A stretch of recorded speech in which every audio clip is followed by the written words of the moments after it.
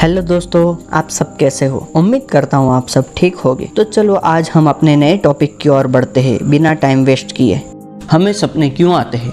सपने आने का कोई निश्चित साइंटिफिक कारण तो आज तक वैज्ञानिक नहीं जान पाए, पर उस कारण की खोज में वो सपनों के बारे में बहुत कुछ जानने में कामयाब रहे हैं। संशोधनों के अनुसार नींद में हमारा कुछ समय अगर सपना देखने में ना बीते तो दिमाग और मन तंदुरुस्त नहीं रह सकते।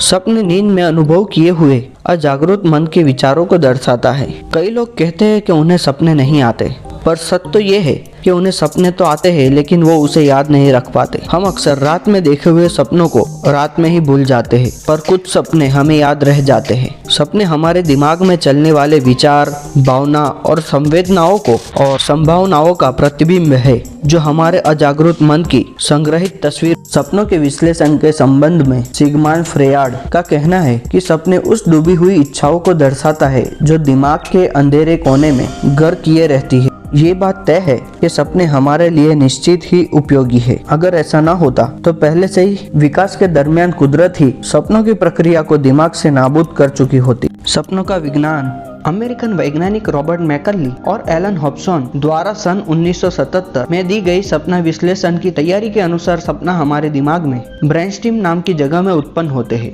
ब्रेनस्टेम हमारे दिमाग के नीचे के हिस्से में स्थित होते। नींद को कंट्रोल करने वाले दो तरह के चेताकोष यानी नर्व सेल इस हिस्से में मौजूद होते हैं, जो संदेश के वहन के लिए दो अलग अलग तरह के न्यूरोट्रांसमीटर का उपयोग करते हैं, और वो भी कभी एक साथ नहीं करते। न्यूरोट्रांसमीटर वास्तव में एक तरह का ब्रेन केमिकल है जो दिमाग के अनेक चेताकोष इन केमिकल का संदेशों के आदान प्रदान के लिए उपयोग करते हैं। इस तरह प्रत्येक चेताकोष अपने आसपास के दूसरे चेताकोष के पास रहता है।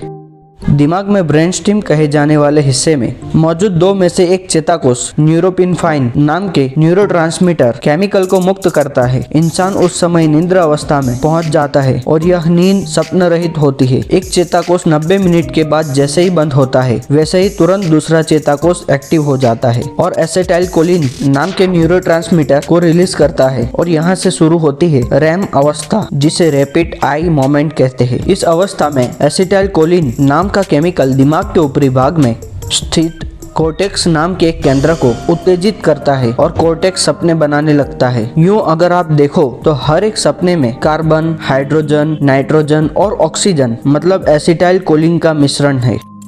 रॉबर्ट मैकर्ली और एलन हॉब्सन नाम के उन दो अमेरिकन वैज्ञानिक ने एक प्रयोग यानी प्रैक्टिकल भी किया था, जिसमें उन्होंने एक बिल्ली यानी कैट के ब्रेनस्टेम में इंजेक्शन की मदद से मानव सर्जित केमिकल दाखिल किया। बिल्ली यानी कैट तुरंत ही रैपिड आई मोमेंट, जिसका मतलब है जल्दी जल्दी आंखें झपका के सो जाना, और बिल्ली ऐसी अवस्था में पहुंच गई और सपने देखने लगी। सपने क्यों उत्पन्न होते हैं। यहाँ पर हम जान पाए कि सपने किस तरह उत्पन्न होते हैं, पर प्रश्न ये उठता है कि सपने क्यों उत्पन्न होते हैं। इसका जवाब ये है, जागरूक अवस्था में दिमाग और मन के ऊपर असंख्य विचार, भावना और संवेदनाओं का अटैक चलता रहता है। हमारा दिमाग उस समय तो सब चीजों को स्टोर कर लेता है, पर रात के वक्त नींद में दिमाग को इस सारे स्टाफ में से बेकार चीजों को साफ करना पड़ता है, जिससे मेमोरी को राहत और दिमाग को तंदुरुस्ती मिले। इसलिए बिन जरूरी मेमोरी को दिमाग सपनों का रूप देकर उसे डिस्चार्ज करता है और बाकी बची मेमोरी को विभाजित करके उसे सही तरीके से स्टोर कर देता है, जिससे मेमोरी को याद करना आसान हो सके। बात यहाँ खत्म नहीं होती। सपनों के विषय में भविष्य में और ज्यादा माहिती उपलब्ध होने वाली है। इस पर रिसर्च जारी है।